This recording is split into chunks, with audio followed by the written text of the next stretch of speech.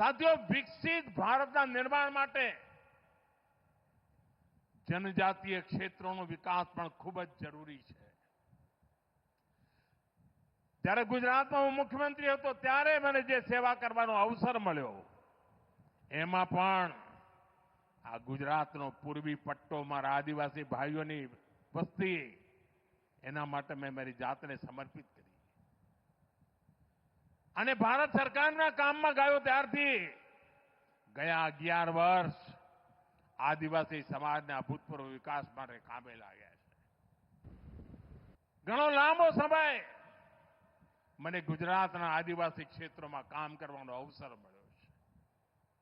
લગભગ 7 દાયકા પહેલાથી ગુજરાતના આખા આદિવાસી પટ્ટામાં રહ્યો છું, કામ કરતો રહ્યો છું. મારા આદિવાસી ભાઈ બહેનોથી અનેક બાબતો શીખ્યો છું.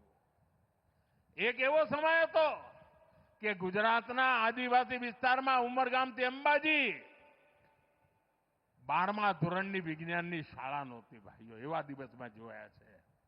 અને આજે જુઓ, આજે ઉમરગામથી અંબાજી આખા આપણા આદિવાસી પટ્ટામાં અનેક કોલેજ, આઈટીઆઈ, મેડિકલ કોલેજ, 2 તો ટ્રાયબલ યુનિવર્સિટીઓ આજે આદિવાસી ક્ષેત્રમાં કાર્યરત છે.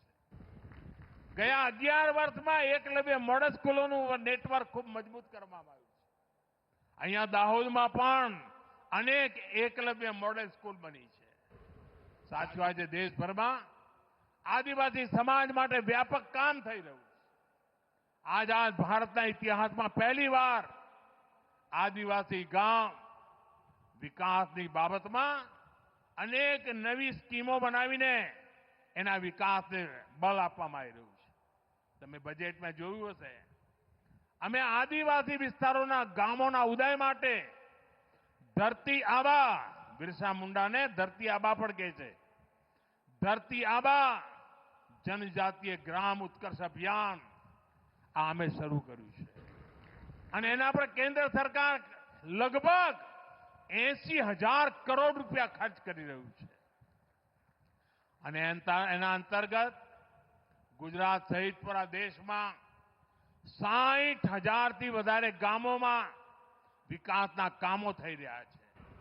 વીજળી હોય, પાણી હોય, સડક હોય, શાળા હોય, અસ્પતાલ હોય, જેમ મહત્વની સુવિધાઓ જોઈએ એ આધુનિકમાં આધુનિક હોય એના માટે કામ ચાલી રહ્યું છે.